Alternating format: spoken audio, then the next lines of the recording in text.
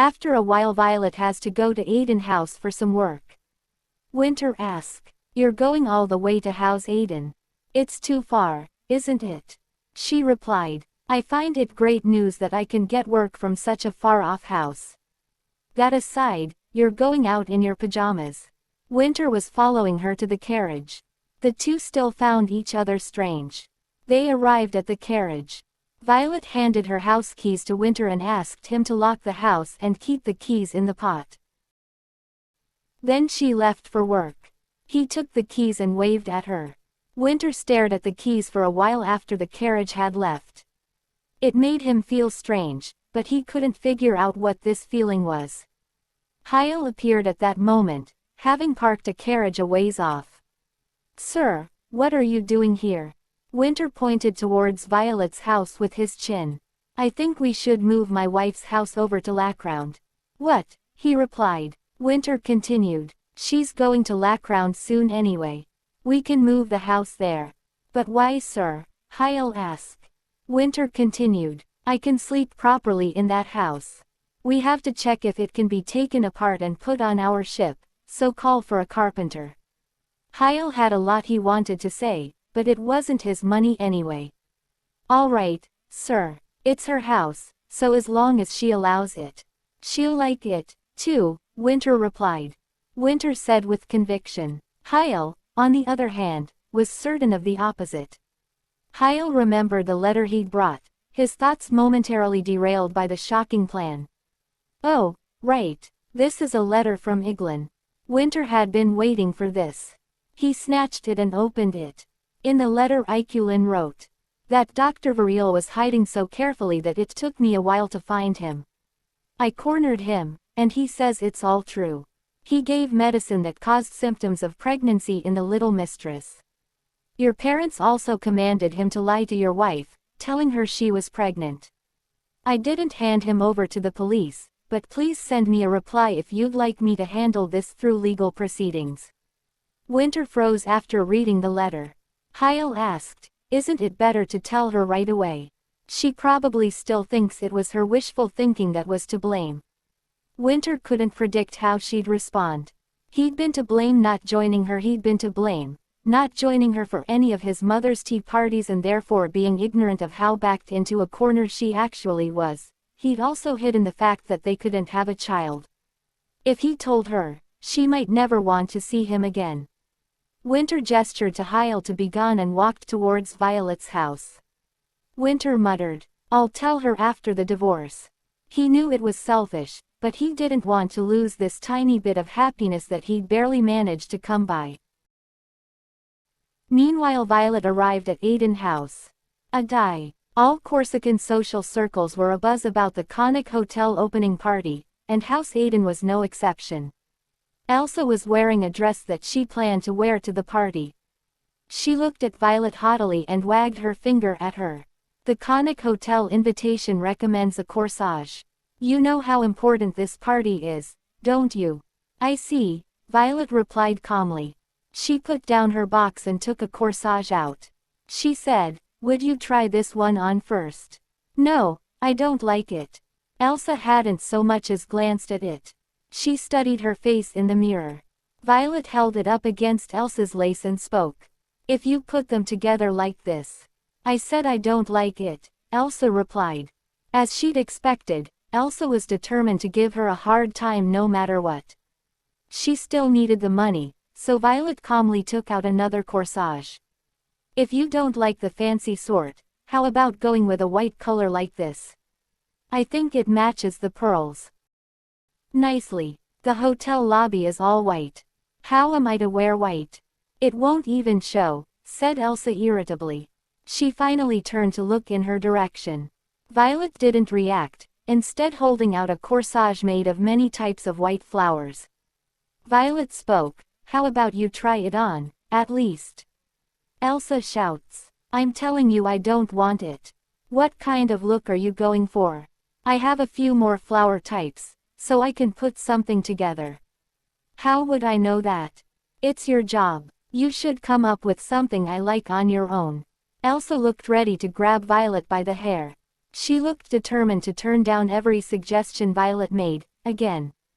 Violet stifled a sigh. I'd like you to be a bit more detailed about what you want. Didn't you hear what I said? Perhaps your parents didn't educate you properly. You certainly were prudish enough to point me out as rude, to be sure. Elsa spat out the reason why she hated Violet so much. Violet replied quietly, well, I'm sorry about that. But I wasn't saying you were rude. You're still young, and I thought it best for you to learn. The maids who'd been dressing Elsa screwed their eyes shut. Elsa had thrown a glass at Violet. It hit her on the shoulder and fell at her feet, shattering on the floor. Elsa pointed at the door, get out. I'm going to call someone with more skill. What about the money for the flowers? All you brought is junk. You have the gall to ask for money. Violet didn't get angry easily. She was starting to feel rage building up inside of her. She moved as if she was going to leave with her box.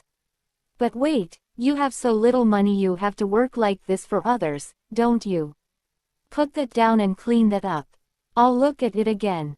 Elsa gracefully pointed at the broken shards of glass and walked towards the box. Meanwhile, Violet began to pick up the broken shards of glass. Ever subdued, she hadn't broken a single glass even after she began living by herself. Never having picked up glass shards before, she fearlessly grabbed a huge shard with her bare hand. The maids flinched. She was very clumsy and made them nervous to watch. The sharp shards cut into her hand, and it began to bleed. Violet belatedly pulled her hands back, realizing that the pieces were sharp. A maid ran up to her and swept the shards with a broom, chiding Violet. It'll take much too long if you do it that way, woman. It's better to get it over with quickly. If Miss Eliza gets hurt, there will be hell to pay, said the maid. Elsa saw Violet creation was on floor and sneakily hide behind her, so that Violet can't notice. In short, Elsa was determined to take Violet advantage. So she wants to stole Violet creation. But Elsa shouts again. Who told you to help? Did I ask you to do it? The maid hesitate. She spoke. No, the flower woman seemed to need a little help, and I didn't want there to be any pieces left behind, miss. You might hurt yourself. Elsa said, I'm asking you if I told you to do it. Now you're even talking back to me.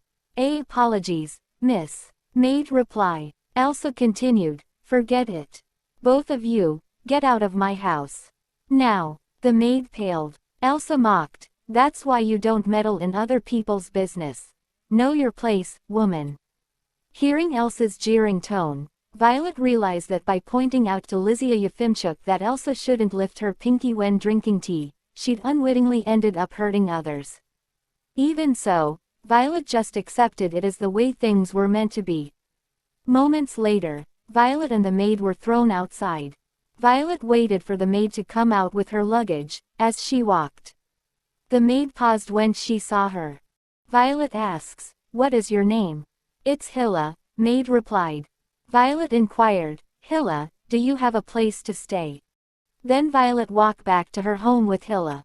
Meanwhile Flip and Jen were waiting for Violet return.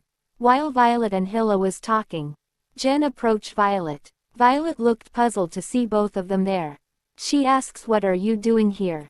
But Jen kept crying out of joy. Jen told Violet everything that happened after she left. Well, after you left, the president gave us all a really hard time, so I ended up quitting. But recently I was asked if I wanted to go to Chiron, where you reside, which I accepted right away. The other mansions don't pay as much as our president does, so I couldn't bring myself to work for them. Jen noticed the blood on Violet's shoulder. She suddenly shouts, Madam Violet, there's blood on your shoulder. Then they all went inside and Flip inquired what happened. Hilla told everything what happened. Hearing this, Jen was so pissed off. Then Flip spoke. I see. I would like to thank you once again. I should relay this to the president. Meanwhile Jen was treating Violet's wound. Hearing word president and addressing Violet as madam, Hilla was curious to know about Violet and her husband work. She then asked, you've been mentioning, madam, and president, since earlier. Does her husband own a company or something? Then Flip told who was Violet and her husband. They are Connie's hotel owners, Sir Winter Blooming. Hearing Flip words, Hilla can't believe she was too stunned to speak because it was Hilla's dream too, to work at Connie's hotel. After a while Violet went to take shower to remove her fatigue. Jen told her to take rest and she will take care of everything. Violet was finally relaxed for a while. In a short time Jen even cooks delicious food. Then Violet came out of the bathtub. She thought, now that I have some time to think, today was really eventful. She called for Jen to hand over her clothes. But Jen wasn't there. She stepped out of the bathroom with wet feet and saw Winter, who was sitting right across from the door. Shocked, she froze. A blush spread from the tip of her nose to both cheeks. What are you doing here at this time of night?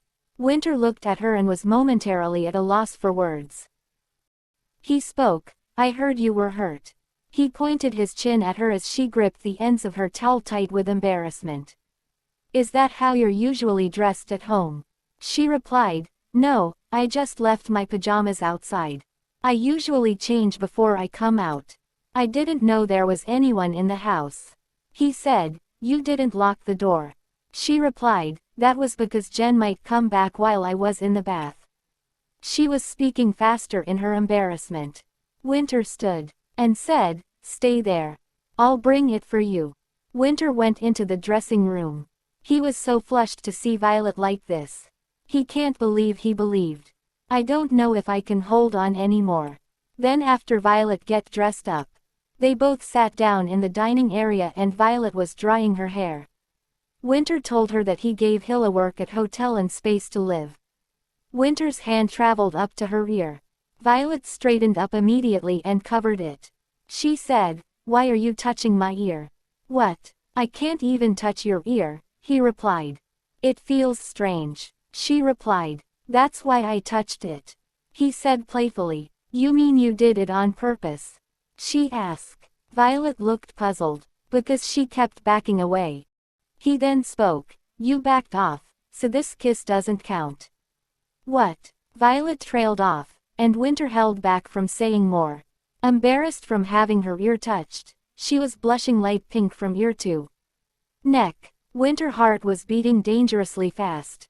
Having cooled his desire a bit, he said, that doesn't count. It's rude to cut it off in the middle like that. Really, that, she replied. We still have one kiss left, insisted Winter. Violet decided any more quibbling over the kiss would only complicate her emotions and nodded. Relieved, Winter smiled. Then suddenly Violet's injured shoulder was exposed. Seeing her injured, he frowned. He asked, I heard you got hurt at the Aiden mansion. You were hit by a glass vase that the lady threw at you. Did Jen and Philip tell you? Violet inquired. Winter continued, if something like this happens again, tell me right away. Don't make me hear such things from other people. I'm still your husband, so learn to take advantage of me when I'm no longer by your side. Divorce meant that people separated, so his words were not incorrect, but the way he said them made her a little nervous. Then Winter took his leave and told her not to mind his words. While he was leaving, Violet noticed Winter's face. It seems like he was injured but concealing his emotions somehow. Scene shifts to Aiden house. Elsa was having lunch with her friends. Her friend asked, has your invitation not arrived yet? I heard that someone from the Connie's hotel went around to visit each household a few days ago. Were you left out for some reason? Perhaps you should pay them a visit. Elsa thought. There's no doubt about that, as all of the other households in the vicinity have already received theirs. But the fact that the Aiden household was left out is humiliating in itself. They're essentially implying that our household isn't one to be looked out for. She couldn't reply to her friend. She laughed. This is unacceptable. I must meet with them tomorrow. Then suddenly her butler came. He informed her that a guest arrived. Elsa inquired, who is it?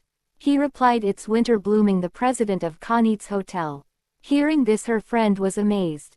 And Elsa was over the moon. She asked her butler to let him in. She thought, yes, this is what I expected, him to come and give invitation personally.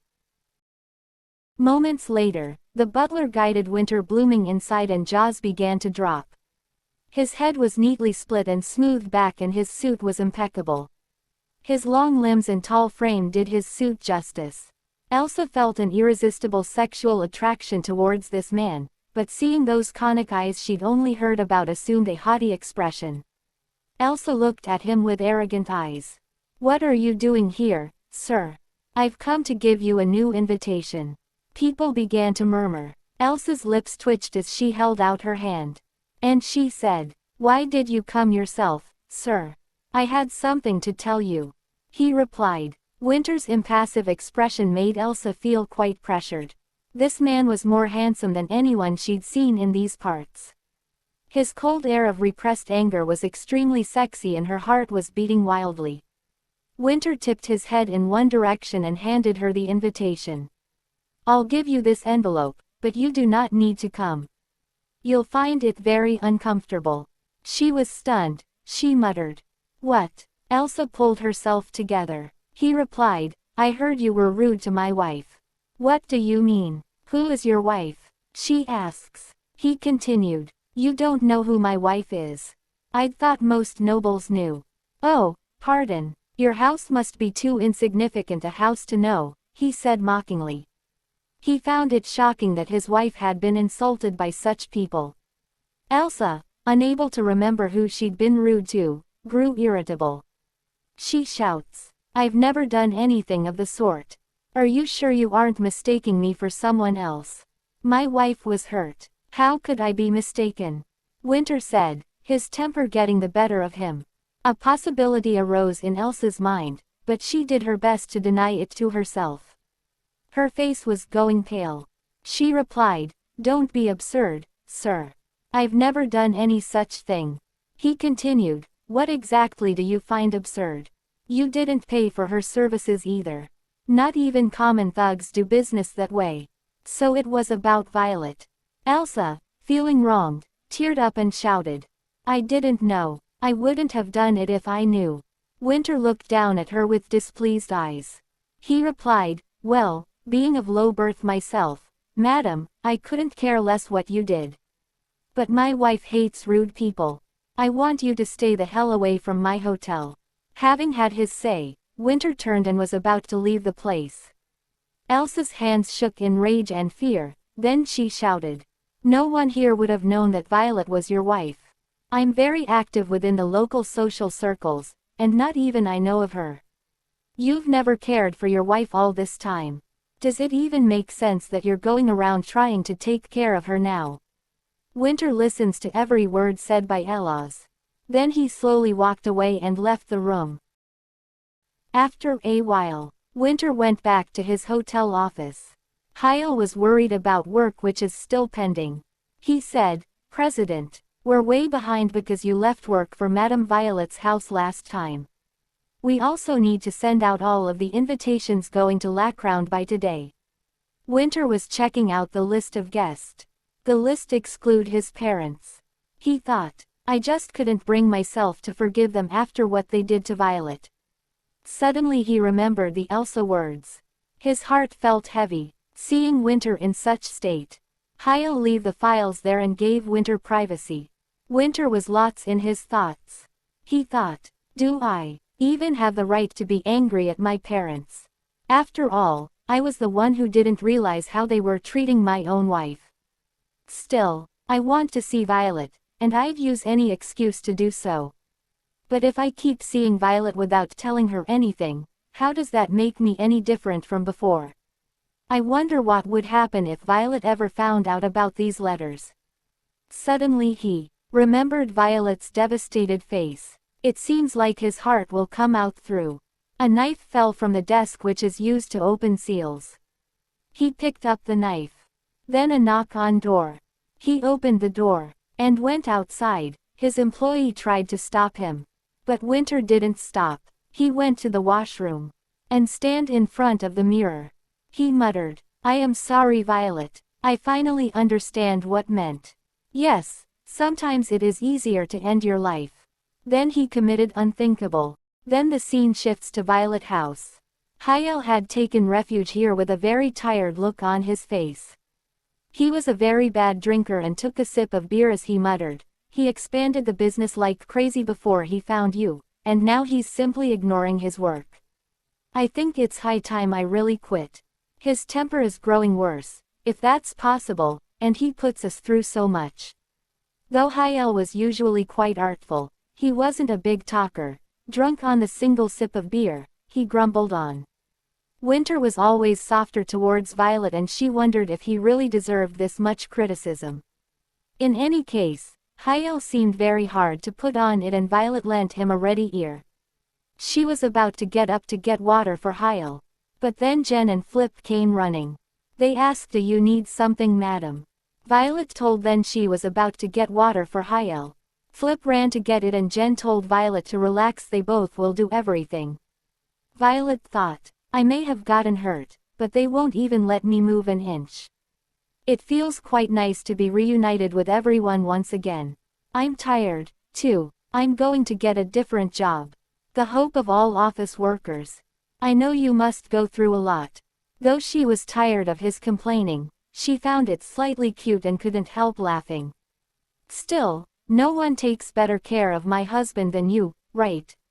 It's a blessing that he met you. Please be sure to tell him that. If he hadn't saved me when I was begging on the streets, I'd have quit long ago." Hyel mumbled. Violet suddenly brought her hand up to her temple as if she was dizzy. Suddenly Winter and Violet changed their body. The conversation was going on. Hyel looked at Violet's disgruntled face with worry, and Hyel suddenly lifted his head. He said, "The two of you are getting along again. I guess that would be difficult, right?" Jen stepped forward, glaring. She spoke, "Do you know what he said to the little mistress?" She asked him why he didn't want a divorce, and he said he was sure he could still turn a profit from this marriage. "Really?" Hyel inquired. Jen continued, "Yes. What kind of person would want to maintain a marriage after hearing their husband say something like that?" Violet's expression went rigid. Spoke after a pause. She spoke. "Well, it was quite long ago. And it's not such a bad thing to say, is it?" Hyel noticed the way Violet replied. He immediately gets the situation. He knew it was Winter blooming, not Violet. Winter continued. "It means the marriage is valuable, right? In the long run. What's so wrong about that way of thinking? I don't understand." All three people went pale and looked at Violet. "Don't say that, little mistress," Jen replied. Flip now also takes the Jen side. He said, "That's right, I've changed my mind too after what Jen said. I oppose reunification as well." Jen and Flip spoke gravely. Apparently annoyed at their reaction, Winter glared at them with murder's eyes. He spoke, "Whatever. I hate people like you anyway. Don't you step any closer to me." Instead of feeling offended, Flip looked baffled. This was not something Violet would ever say. He muttered, "I'm sorry I looked this way, I guess." Jen screamed, "I think the little mistress is possessed." Flip nodded. Winter turned around at this absurdity. And Jen shouted, "Our little mistress can't catch bugs with her bare hands, not in a million years." "Who are you, you devil?" Jen was about to spray him with salt when Hyel hurriedly intervened. "It's Lord Blooming. Don't do it, Jen." Jen paused with a fistful of salt in the air. Hyel continued, "Their bodies are swapped at times. It's been going on for quite a while now." Winter tutted and reprimanded Hyel. "You can't tell them that." Hyel replied, "People will think the little mistress is actually possessed otherwise." Violet was being fussed over by Jen, Flip, and Hyel at home when she suddenly found herself gasping and seated in Winter's office bathroom. There was a mirror right in front of her and she realized immediately that their bodies had been switched. She wondered how he'd done it this time and looked around her, but she saw nothing. Confused, she stepped out of the bathroom and found Nisa frowning at her. "Do you think I'll give up if you act this way? Stop it and get to work." Violet's jaw dropped at the huge pile of documents Nisa was pointing to. Winter must have left her to do his work for him. She knew he wasn't doing his work properly from what Hyel had told her, but she hadn't expected something this underhanded. Winter's employee Nisa spoke. See, I knew you could do it if you put your heart into it. Violet thought, who is this man? Looking at his eyes, he looks like he's from the Khanits tribe. While she was doing Winter's work, suddenly someone enters. It was Vice President. She said, I'd like to read something to the President. Will you please excuse us? Violet thought, silver hair and gray eyes, she must be Vice President Eglin. Violet somehow didn't feel awkward in this woman's presence because she gave her all the missing information she needed with her chatter. Eglin said, I'll leave the documents you asked for here.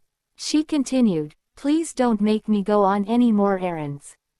I need to get some drinks in my system after this. As I've said before, investigating Varel isn't part of my job description. Eglin was chattering away without the need to be prompted, and the name of the doctor she'd almost forgotten about surprised her.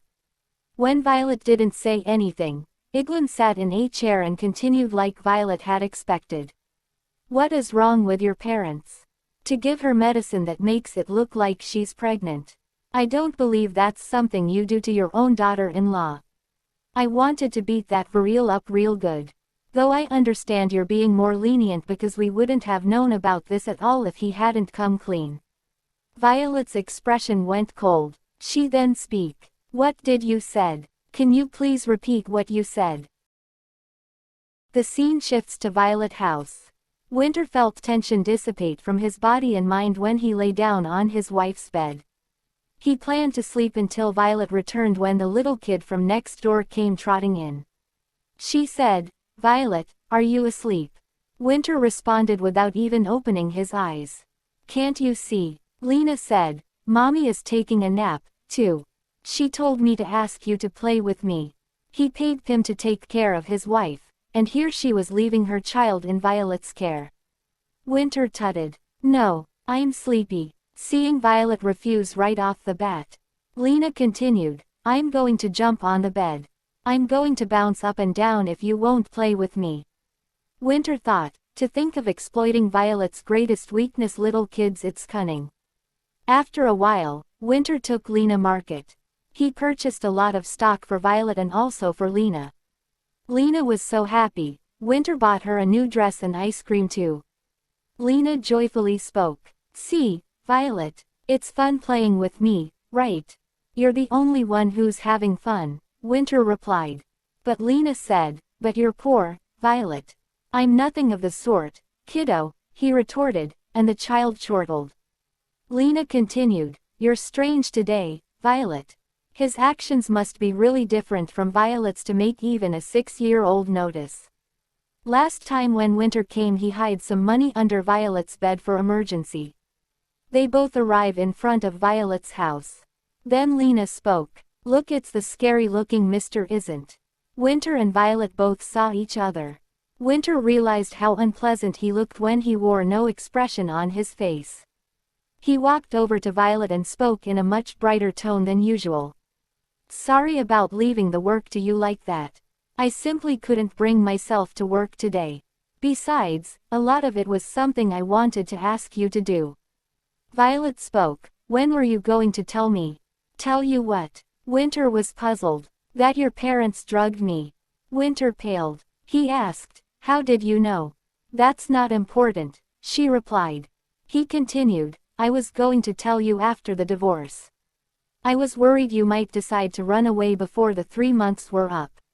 She hugged her husband. She felt immeasurable rage against the Bloomings. But she couldn't decide whether to be angry at her husband or pity him for the victim that he also was.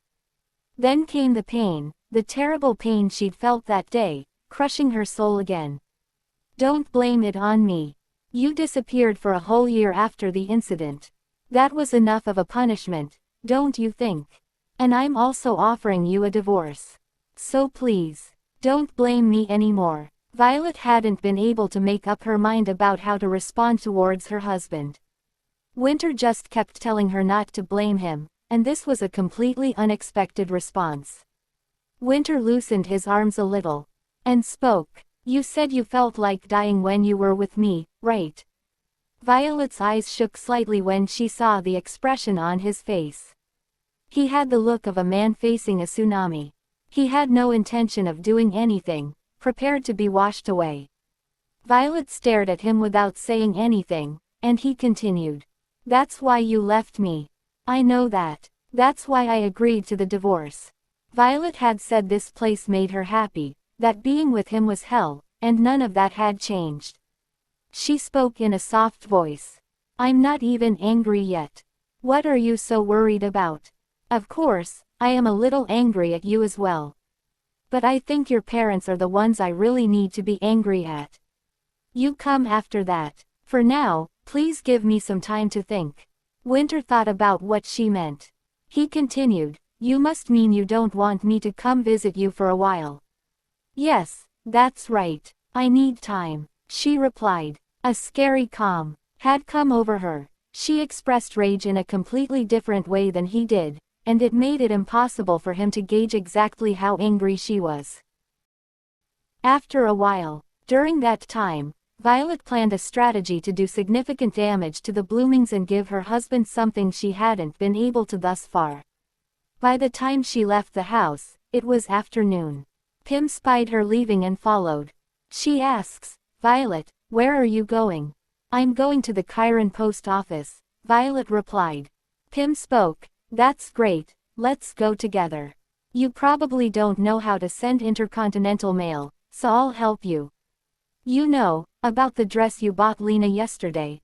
She liked it so much she insisted on wearing it to bed. Winter must have visited the marketplace with Lena.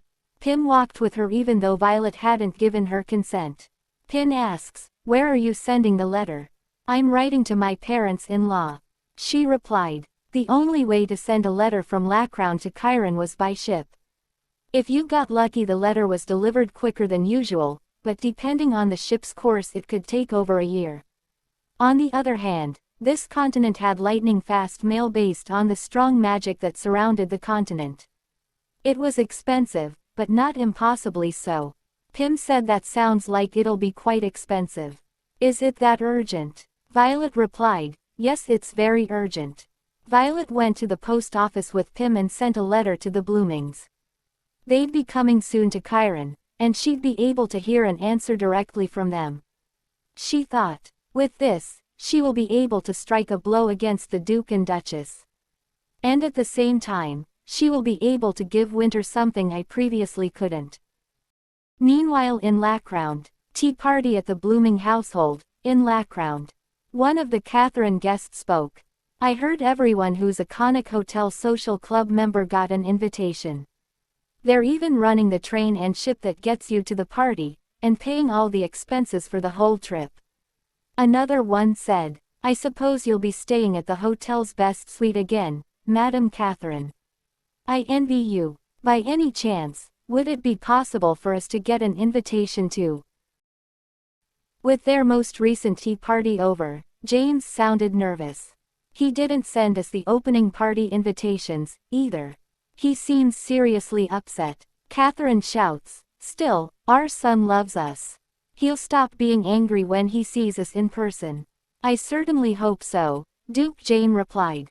While they worried, their butler came running up to them. Quote, Sir, Madam, there's a letter from Madam Violet Blooming. James took the letter and read it on the spot. His hands began to tremble. To Duke Blooming and his wife. I have heard from the doctor about the vile drugs you had me take. I was very angry at first, and unable to figure out why you'd do such a thing. I'll hazard a guess and say you probably wanted us to divorce each other. I heard that my husband grew upset at hearing this and stopped sending you money. I'm currently undecided whether to be angry at my husband, or forgive him. I'm certain my decision will have a huge impact on my husband either way. If I forgive him and ask him to do so, he will resume sending you money. The choice is yours. I will forgive the unforgivable, only on one condition. I want you to give him one thing I couldn't give to my husband on the day of my marriage to him. Make Winter Blooming the first successor to the title of Duke Blooming. He is your oldest son, a talented individual, and someone who will bring prosperity to your family. He is also the only person who can help you maintain your social life. I will not negotiate. I await your reply. Violet blooming. Reading the context. Catherine shouts. How dare this devil of a wench. Our story ends here, my friends.